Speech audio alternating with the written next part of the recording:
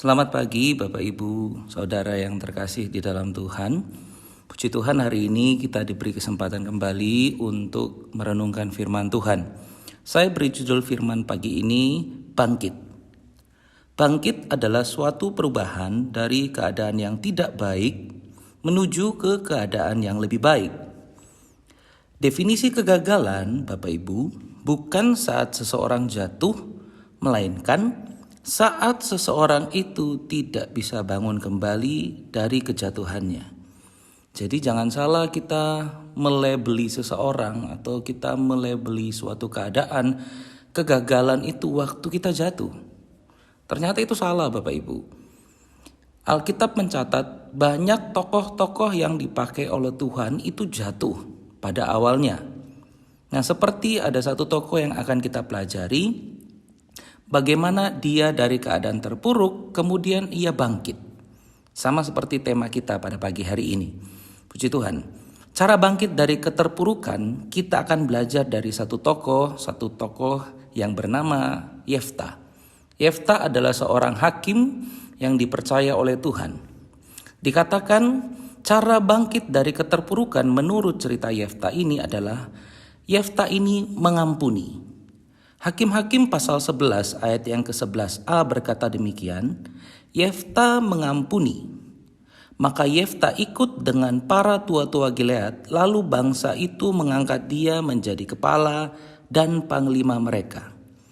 Bapak Ibu Saudara, kalau Bapak Ibu Saudara melihat dari Hakim-Hakim pasal pertama sampai dengan Hakim-Hakim pasal yang ke-11, Bapak Ibu akan mendapati bahwa Yefta ini adalah seseorang yang ditolak dari keluarganya, bahkan ditolak oleh bangsanya. Dia bahkan diusir dari rumahnya dan tidak diakui oleh saudara-saudaranya sekalipun. Kemudian Alkitab menceritakan bahwa ia pergi ke tanah Tob untuk menjadi seorang perampok pencuri. Jadi kalau kita lihat secara manusiawi, Yefta ini adalah orang yang brengsek. Orang yang tidak baik.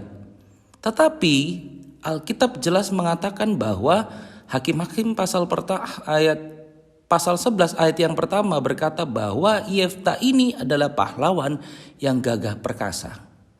Alkitab tidak pernah salah saat menuliskan bahwa seseorang itu adalah pahlawan yang gagah perkasa.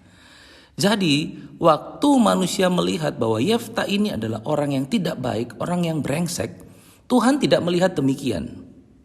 Yang Tuhan lihat adalah Yefta adalah seorang pahlawan yang gagah perkasa. Oleh karena itu kita melihat dari cerita Yefta ini, cara bangkit dari keterpurukan yang pertama adalah mengampuni. Hakim-Hakim pasal 11 ayat 1 sampai dengan 11 itu jelas menceritakan bahwa keadaan Yefta adalah keadaan yang tertolak.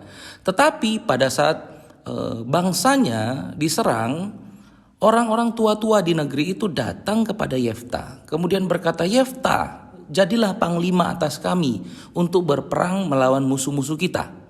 Apa yang dikatakan Yefta? Loh, bukannya kalian yang telah menolak saya? Bukannya kalian yang telah mengusir saya keluar dari bangsa saya, dari keluarga saya? Tetapi singkat cerita, Yefta ini memberikan pengampunan bagi mereka semua. Dan Yefta pun ikut bersama tua-tua itu untuk memerangi musuh mereka. Dikatakan bahwa di ayat 11, maka Yefta ikut dengan para tua-tua Gilead, lalu bangsa itu mengangkat dia menjadi kepala dan panglima mereka. Pengampunan merupakan gaya hidup orang yang sudah diselamatkan Bapak Ibu. Matius pasal 18 ayat 21 sampai 22 berkata demikian. Kemudian datanglah Petrus dan berkata kepada Yesus, Tuhan, sampai berapa kali aku harus mengampuni saudaraku jika ia berbuat dosa terhadap aku? Sampai 7 kalikah? Ayat 22, Yesus berkata kepadanya, bukan, aku berkata kepadamu, bukan sampai 7 kali, melainkan sampai 70 kali 7 kali. Oleh karena itu kita harus sadar bahwa sebagai orang yang sudah diselamatkan, pengampunan itu merupakan gaya hidup Bapak Ibu. Bukan suatu keadaan yang harus dipaksakan karena kita ini orang Kristen, bukan. Tetapi itu adalah gaya hidup orang Kristen. Gaya hidup orang yang percaya. Gaya hidup orang yang sudah diselamatkan oleh Tuhan. Puji Tuhan. Kemudian cara yang kedua, cara bangkit dari keterpurukan adalah 2. Percaya kepada Tuhan. Hakim-Hakim pasal 11 ayat 11b, Yefta ini menyerahkan semuanya kepada Tuhan. Dikatakan bahwa tetapi Yefta membawa seluruh perkaranya itu ke hadapan Tuhan di Mizpah. Jadi apapun yang dia alami, apapun yang dia perbuat, apapun yang sedang dirasakan oleh dia serahkan kepada Tuhan. Dia percayakan sepenuhnya hidupnya kepada Tuhan.